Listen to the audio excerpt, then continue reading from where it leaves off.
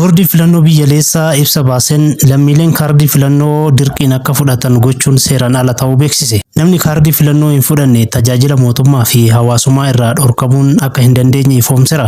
Milishoonni fi qaamolee seeraa mana manarra deemanii kaardii filannoo hiraa jiran seeraan akka gaafataman akeekkachiiseera.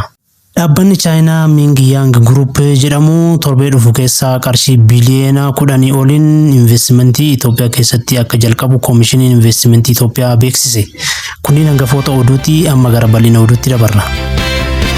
Boordiin filannoo biyyaalessaa ibsa ariifachiisaa baaseen adeemsa galmee filannoo marsaa torbaffaa caamsaa 24 bara 2018 gaggeeffamu ilaalchisee akeekkachiisa jabaa dabarseera. Boordichi akka jedhetti lammiin Itoophiyaa tokko kaardii filannoo fudhachuu fi galmaa'uun mirga isaa malee dirqama miti. Namni kaardii filannoo hin fudhanne tajaajila kamuu dhowwachuun seeraan kan nama gaafachiisu ta'uu boordichi mirkaneesseera. Keessattuu hojjetaa mootummaa kan ta'an kaardii hin fudhanne jechuun mindaa isaanii irraa qabamuun akka hin dandeenye ifatti dubbateera. Ibsi boordee kun kan dhiyaate milishoonni fi qaamoleen hidhannoo mootummaa tokko tokko mana manarra deemanii lammiilee kaardii dirqiin fudhachiisaa jiraachuu gabaasa qaqqabe hordofeeti. Gochi akkasii kun seera filannoo biyyattii kan cabsu ta'uu boordichi beeksiseera. Qaamoleen dhiibbaa akkasii raawwatan seeraan kan gaafataman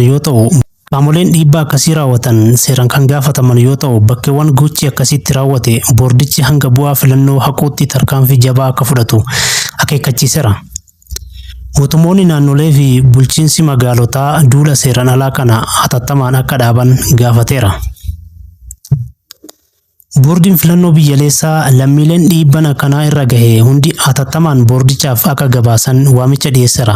Adeemsi filannoo bilisaa fi haqa qabeessa akka ta'uuf dhiibbaa kamuu irraa bilisa ta'ee fedhii lammiilee irratti qofa hundaa'uu akka qabu cimsee akeekkachiiseera.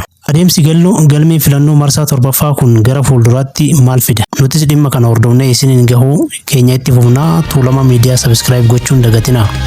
Koomishiniin investimentii Itoophiyaa dhaabbanni Chaayinaa beekamaan Ming Yang Group torbanoota dhufan keessatti eeyyama isaa fudhachuun gara hojiitti akka seenu beeksiseera. Dhaabbanni kun fooramii investimentii Itoophiyaa arfaffaa irratti waliigaltee doolaara biliyoona 10 mallatteessuun isaa ni yaadatama.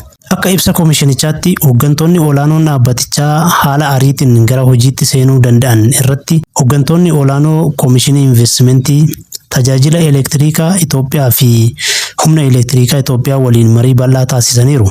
Ming Yang Group qabeenya isaa kanaan damee humna haaromfamuu danda'u, haayidroojinii fi oomisha amooniyaa naannoo irratti balaa hin finne irratti xiyyeeffatee kan hojjetudha. Investimentiin kun dhiyeessii anniisaa Itoophiyaa guddisuu bira darbee carraa hojii bal'aa uumuu fi teekinooloojii haaraa biyyattiitti madaqsuuf kan karoorfamedha jedhame. Koomishiniin investimentii Itoophiyaa qophaa'ummaa investoroota damee kanaatti bobba'aniif qabu yoo ibsu, waliigalteen kun guutummaatti hojiitti hiikamee bu'a qabeessa akka ta'uuf hordoffii fi deeggarsi barbaachisu cimsinee itti fufna jedheera. Investimentiin doolaara biliyoona 10 kun dinagdee Itoophiyaa irratti jijjiirama akkamii fida? Rakkoo anniisaa biyyattii mudate furmaata waaraa ni ta'a? Nutis dhimma kana hordofnee isin biraan gahuu keenya itti fufnaa. Tuulama miidiyaa sabiskiraayib gochuun dagatinaa. Amma odeeffannoo biraatiin walitti deebinutti turtii gaarii.